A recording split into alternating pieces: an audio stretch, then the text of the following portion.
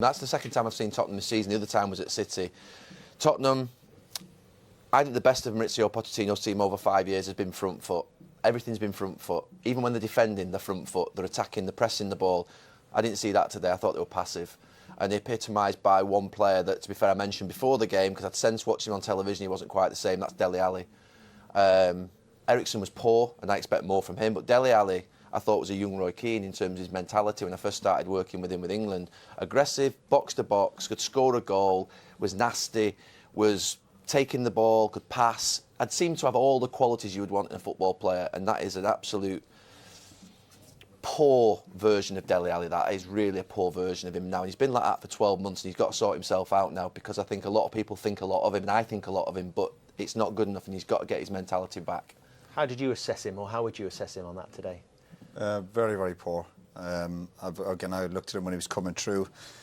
You thought, this kid's got a chance, but he's a great example to a lot of footballers out there. You know, you take your eye off the ball, you lose that hunger. And what we saw today was, you know, it was going to be difficult for Spurs anyway, but Spurs were still carrying 3 or 4 players. You can't depend on Kane every week. And Dele Alli, as I said, in a sense, is a great example to a lot of footballers. He's lost that hunger. And when you lose that hunger, it's hard to get it back. Now, he's had a few injuries, I give him that, but still, from what I hear off the field stuff, basically thought he was a player, thought he'd achieved something. And today, non-existent. Dave, I just something, and I know that sometimes, obviously, you know, Roy's just criticised him, and I've just criticised him, Graham Mayo.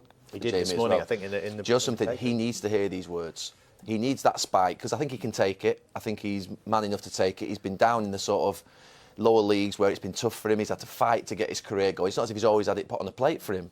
You know, it's not as if he's come through sort of what with glorious academies and you could point that finger at him. He's come through the lower leagues.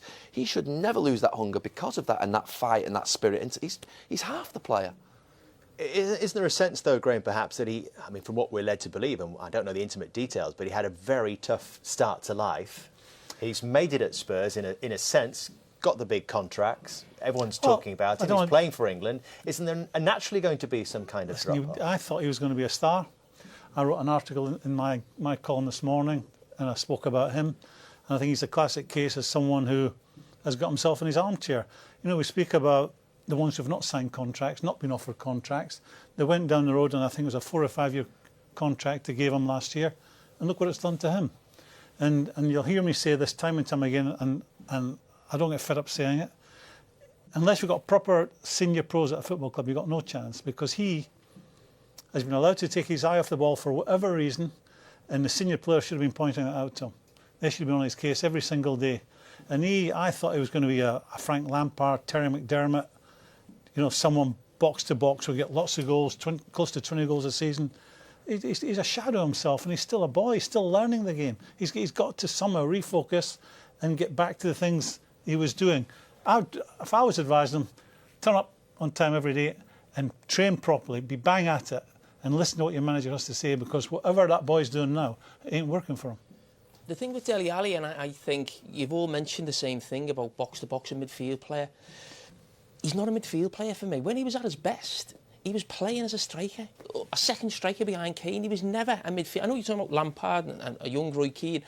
I've never seen Dele Alli as some great player on the ball. He got in the box, he was aggressive, and he scored goals.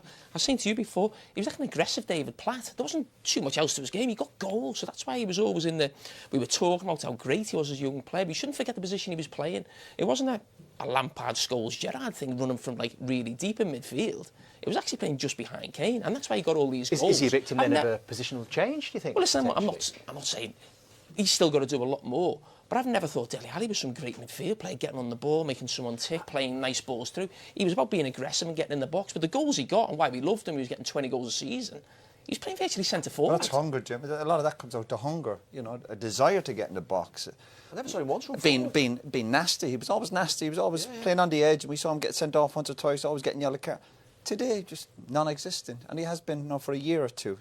Whatever about his tactical play or the qualities he has, because he is a quality player, but unless you've got the hunger and desire to go in and train properly and try and improve, and all this off-the-field stuff that I see him getting involved in, where he thinks he's a male model of some sort, do me a favour, but yeah, he needs to start looking in the mirror and wonder why he's lost that hunger and why he Well, can't he would get... do if he was a model, wouldn't he? Well, yeah, exactly. But no point have a good look at yourself and where's all gone wrong. And that comes back to hunger, desire. The three things that typified his game if he wasn't playing well. Some players don't have to play well to actually be a contribution to the team. He would always tackle, he would always work hard, he would always run past his strikers. He didn't run past his striker once today. I thought he was second to the ball, and I thought he was passive.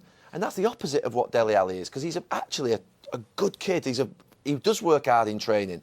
And I just hope that that's still there to get it back, because he's a young player. He's 23 years old. It feels like we're pointing the finger at him purely for what's happened I just thought today. he's epitomised where the Tottenham have been over this last 5 years, where you've seen an aggressive team on the ball, front foot, pressurising. You talked about their running stats. They were always up there with Liverpool, Klopp's Liverpool, Pochettino's team, getting to the ball. He typified what I think we saw today, because he didn't get to the ball, he didn't sprint forward, he didn't get past the striker, and that's what he is. But he's got to take responsibility for that. Everyone points at the manager or the people around him. You've got to look at yourself. Take control of your own career. It's not the blame game. Why isn't he doing those things? How did he get to Tottenham in the first place? From doing exactly what you're talking about. Bit of hunger, getting the box, being nasty, getting a goal. We see none of that stuff now. No, absolutely.